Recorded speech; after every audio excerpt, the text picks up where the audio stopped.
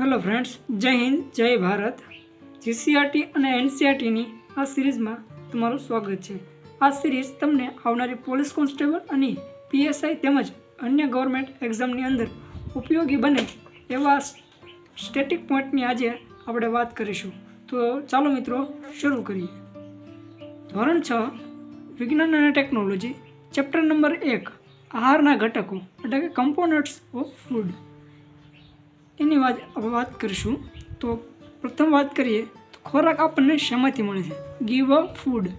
વનસ્પતિજન્ય પેદાશમાંથી અને પ્રાણીજન્ય પેદાશમાંથી આપણને ખોરાક મળે છે.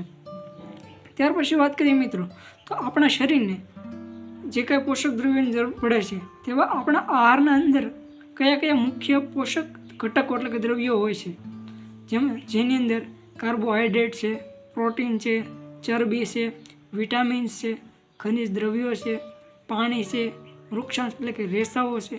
આ તમામ ઘટકોનો સમાવેશ થાય છે આપણા ખોરાકની અંદર. ત્યાર પછી મિત્રો આપણે જે ખોરાક ખાઈએ છીએ તે ખોરાકની અંદર જે તે પ્રમાણ પોષક દ્રવ્યોનું પ્રમાણ છે કે નહીં તેનું આપણે પરીક્ષણ કરી શકીએ છીએ. આ પરીક્ષણ કરવા માટેની અલગ અલગ પદ્ધતિઓ છે. આ પદ્ધતિઓ વિશે જાણીએ તો પ્રથમ પદ્ધતિ છે સ્ટાર્સનું પરીક્ષણ. સ્ટાર્સનું પરીક્ષણ કરવા માટે આપણે આયોડિનના દ્રાવણની મદદ જરૂર પડે છે. જો સ્ટાર્સનું આપણે પરીક્ષણ કરવું હોય તો આયોડિનનું દ્રાવણ હોય છે, આ દ્રાવણને આપણા ખાદ્ય પદાર્થ જે હોય છે તેની અંદર ભેળવવામાં આવે છે. જો ખાદ્ય પદાર્થ કાળો અથવા ભૂરા રંગનો બને તો સમજવું કે આની અંદર આ ખાદ્ય પદાર્થની અંદર સ્ટાર્સનું હાજરી છે. ત્યાર પછી મિત્રો પ્રોટીનનું પરીક્ષણ કરવું હોય તો કઈ રીતે કરીએ કે પ્રોટીનના પરીક્ષણ કરવા માટે કોપર સલ્ફેટના દ્રાવણની જરૂર પડે છે.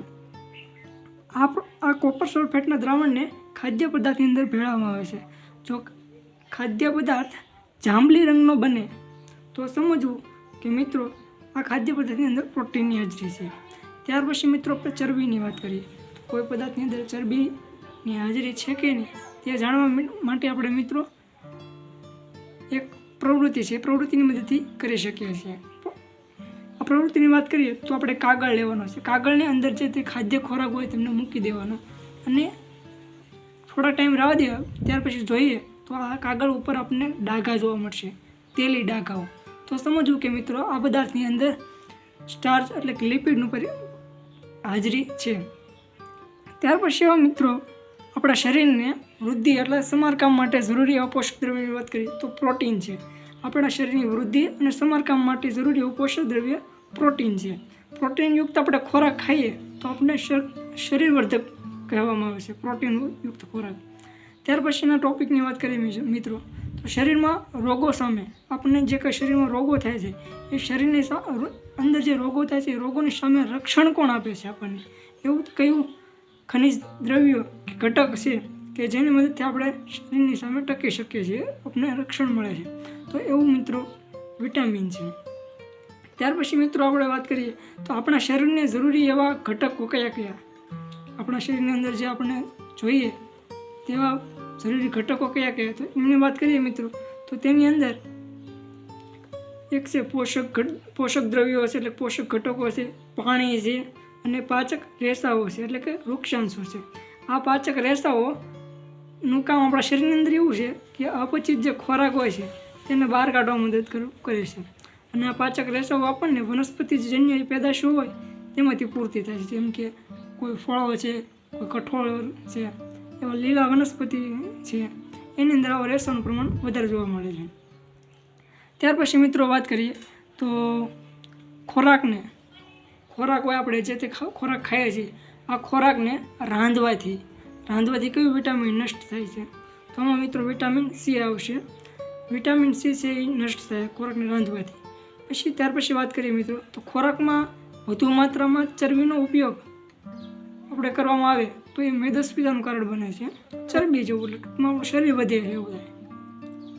ત્યાર પછી મિત્રો વાત કરીએ તો પોષક દ્રવ્યોની ઉણપથી કયા પ્રકારનો રોગ થાય? તો એમાં મિત્રો આપણે ત્રુટિજન્ય રોગ થાય છે. ત્યાર પછી મિત્રો વાત કરીએ તો પ્રોટીન અને કાર્બોદિત યુક્ત ખોરાક ખાવાથી શરીર પર શું અસર થાય છે?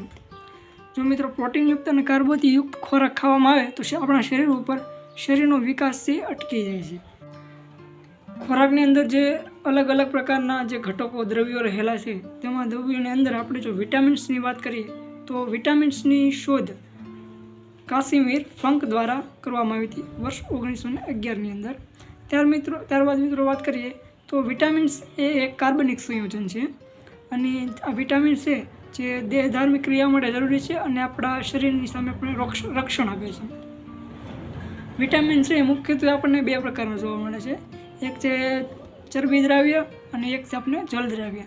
ચરબી દ્રાવ્ય વિટામિન્સની વાત કરીએ તો મિત્રો A, D, E, Kનો સમાવેશ થાય છે અને જ્યારે જળ દ્રાવ્ય વિટામિન્સની વાત કરીએ તો B અને C છે જે આપણે ડેલી ખોરાકના માધ્યમથી લેવા પડે છે. જ્યારે વિટામિન D અને K જે શરીરમાં જ નિર્મિત થતા વિટામિન્સ જેની આ વિટામિન્સની જરૂરિયાતો અલ્પ માત્રામાં હોય છે. અને જો મિત્રો આગળ વિટામિન્સની અંદર વાત કરીએ તો અલગ અલગ પ્રકારના વિટામિન્સની વાત કરીએ તો અગત્યના વિટામિન્સ આપણને કયા વિટામિન્સ એટલે કે અગત્યના વિટામિન્સની વાત કરીએ તો પ્રથમ જોઈએ તો વિટામિન્સ છે એનું રાસાયણિક નામ શું છે, એના ઉણપથી થતો રોગ કયો છે, આપણે વિટામિનની કોઈ ઉણપ હોય તો એ આપણે કયો ખોરાક ખાવાથી આપણે તેમાંથી આપણે ઘટતા વિટામિનની પૂર્તિ થઈ શકે. તો તેની વાત કરીએ મિત્રો તો પ્રથમ છે વિટામિન્સ A. વિટામિન્સ એની રાસાયણિક નામ છે રેટિનોલ. આ જો વિટામિન એની ઉણપથી આપણને રતાંધળાપણો નામનો રોગ થાય છે. રતાંધળાપણું એટલે આપણે રાત્રે દેખાય નહીં એવું, ક્યારેક તો સાવ ન દેખાય તેવું એ પ્રકારનો રોગ છે આ રતાંધળાપણું.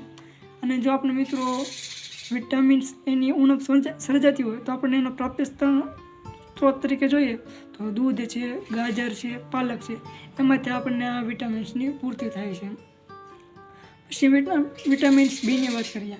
આ વિટામિન્સ બીની તો આખી શ્રેણી છે B7 સુધીની. આ બી વિટામિન્સને આપણે કોમ્પ્લેક્સ વિટામિન્સ તરીકે પણ ઓળખીએ છીએ. વિટામિન B1ની વાત કરીએ તો થાયમિન છે એનું રાસાયણિક નામ અને જેની ઉણપથી આપણને બેરી નામનો રોગ થાય છે. અને જો મિત્રો આપણે વિટામિન્સ બીની ઉણપ હોય તો આપણે દરિયાઈ ખોરાકો છે, પછી કંઈ ધાન્ય વર્ગના પાકો છે, ધાન્ય વર્ગના તે ખાઈએ તો આપણે મિત્રો વિટામિન્સ બીની જે ઉણપ છે એ પૂરી થાય છે. ત્યાર પછી મિત્રો વાત કરીએ તો વિટામિન્સ C. વિટામિન C એટલે કે એસ્કોર્બિક એસિડ, સ્કર્વી, જે આપણને ખાટા ફળોમાંથી વિટામિન Cની ઉણપ પૂરી થાય છે. ત્યાર પછી મિત્રો વિટામિન Dની વાત કરીએ જેનું રાસાયણિક નામ કેલ્સીફેરોન છે અને જેની ઉણપથી આપણે રિકેટ્સ અને ઓસ્ટિયોમલેશિયા નામની બીમારી થાય છે, એટલે કે રોગ લાગુ પડે છે. જો મિત્રો વિટામિન Dની ઉણપ હોય અને પૂર્તિ કરવી હોય તો આપણે સૂર્યપ્રકાશ છે અને દૂધ અને કેળામાંથી આપણને વિટામિન્સ D પૂરતા મળી રહેશે. ત્યાર પછી મિત્રો વિટામિન Eની વાત કરીએ તો ટોકોફેરોલ, જેનું રાસાયણિક નામ છે ટોકોફેરોલ અને જેની ઉણપથી આપણે પુરુષોની અંદર નપુંસકતા અને સ્ત્રીઓની અંદર વંધ્યત્વ નામનો રોગ થાય છે. જો મિત્રો આ વિટામિન Eની ઉણપ હોય તેને પૂર્તિ કરવી હોય તો લીલા શાકભાજી છે પ્લસ દૂધ, માખણ આ ખાવાથી આપણને વિટામિન Eની ઉણપ પૂરી થઈ જાય.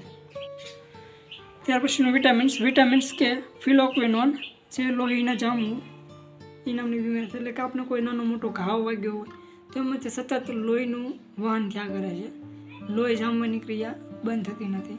તો મિત્રો આ વિટામિન્સ કેની ઉણપ હોય તો આપણે જે ચયાપચયની ક્રિયા છે, લીલા શાકભાજી છે, એમની મદદથી આપણે આ વિટામિન્સની ઉણપને પૂર્તિ કરી શકીએ છીએ. ઓકે, થેન્ક યુ મિત્રો.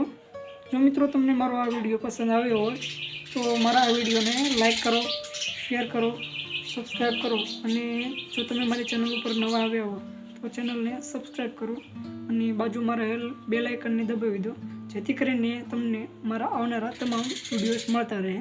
જો મિત્રો તમારે આ વિડીયોની PDF જોઈએ તો મારી એક ટેલિગ્રામ ચેનલ છે જેમાં તમે જોઈન થઈ જાઓ, જેથી કરીને તમને રોજ આપણે જે લેક્ચર લઈએ છીએ તેની PDF પ્લસ જે લેક્ચર લઈએ છીએ તેમની ટેસ્ટ જે આપણે સાંજે આપણા ટેલિગ્રામ ચેનલની અંદર મૂકીએ છીએ અને અન્ય ટેસ્ટો પણ આપણે GCRT, NCRT અને આવનારી પોલીસ કોન્સ્ટેબલ અને PSIને ધ્યાનમાં લઈને આપણે એવી અવનવી ટેસ્ટો પણ આપણે અંદર મૂકીએ છીએ અને અન્ય એવું પરીક્ષાલક્ષી આપણે મટીરિયલ્સ પણ આપણી ટેલિગ્રામ ચેનલની અંદર તમને મળી રહેશે.